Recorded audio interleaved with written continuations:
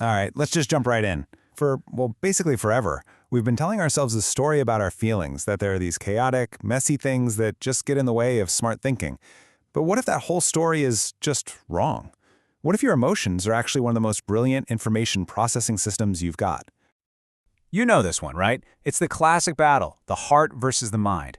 I mean, think about Plato's famous idea of a charioteer. That's our rational mind, trying to wrangle these two wild horses, our emotions. For centuries, that was the story we all bought into. Reason is the hero, and emotion is the wild thing that needs to be tamed. But here's where things get really interesting. Modern science is asking a totally different question. What if we've had it backwards this whole time? What if emotions aren't the enemy of reason at all, but its most crucial partner? That's the huge shift we're going to explore.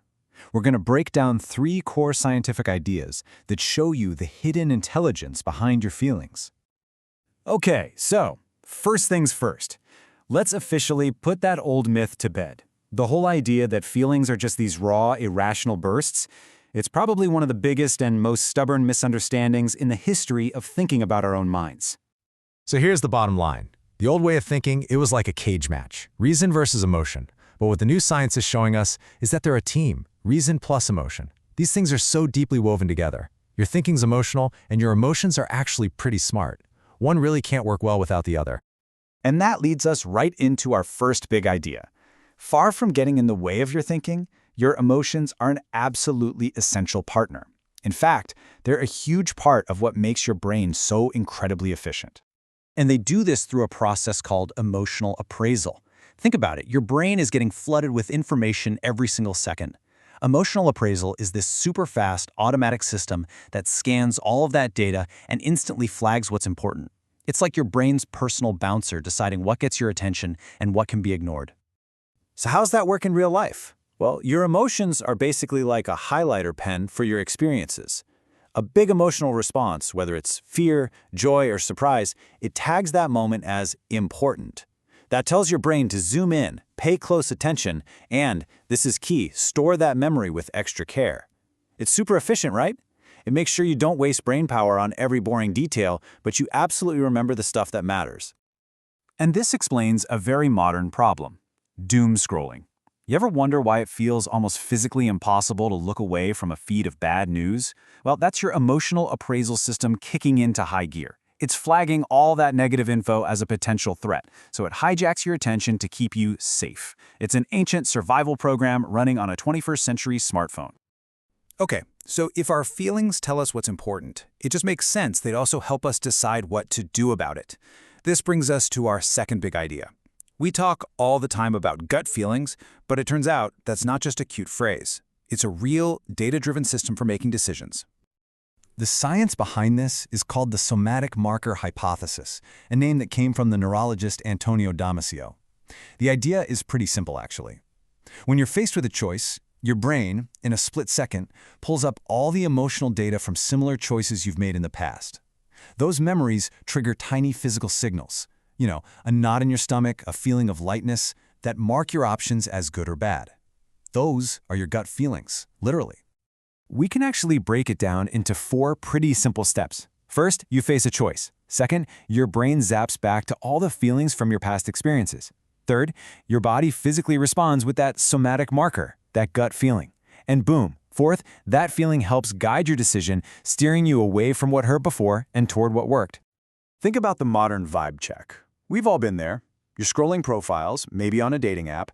Logically, on paper, a profile checks all the boxes. But you just get this weird, uneasy feeling, a bad vibe.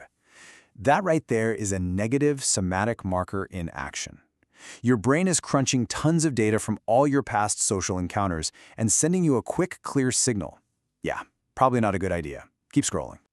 So feelings help us think, and they help us choose. But how in the world does the brain actually pull all this off? For our final big idea, let's go under the hood and look at the brain's actual architecture for emotion. First thing we have to do is toss out that old, outdated idea of a single fear center or love center. It just doesn't work that way. Instead, emotions are created by a whole network of different brain regions working together. It's less like one person doing one job and more like a whole team of specialists collaborating on a project. And a major player on this team is the amygdala. Let's call it the threat detector. It gets information on a super fast track from your senses, which allows you to react to danger before your conscious brain even knows what's going on. This is exactly why you'll jump back from a garden hose on the ground before you've had a chance to realize, oh, wait, that's not a snake. Next up, we've got the insula, which is like the team's body reporter. Its whole job is to monitor what's going on inside your body, your racing heart, a tense stomach. The insula then translates those raw physical signals into the conscious experience that we call a feeling, like nervousness or excitement. It's the part that makes an emotion actually feel like something. Then you've got the prefrontal cortex. This is the CEO of the whole operation. It takes all this rich emotional data that's coming in and mixes it with your long-term goals and what you know about the situation. It doesn't shut down emotion, it uses emotion to make smarter, better decisions. And finally, there's the anterior cingulate cortex, or the ACC. Think of this as the conflict monitor. Its job is critical. It spots when your immediate emotional impulse, like that urge to hit buy now on something you can't afford, is in direct conflict with a long-term goal.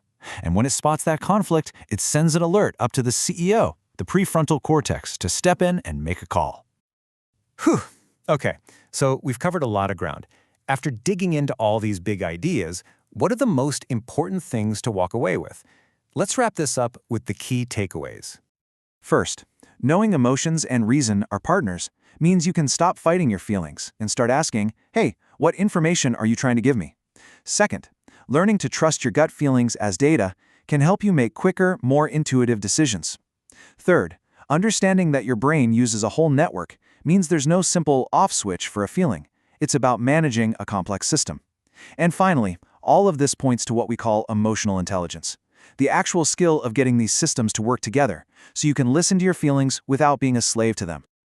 So, the next time you feel a surge of something, anxiety, happiness, or just a weird gut feeling, try to remember, that's not noise, that's not chaos, it's a signal. Your emotions are sending you carefully curated data from your own life. So the only real question left is, are you listening?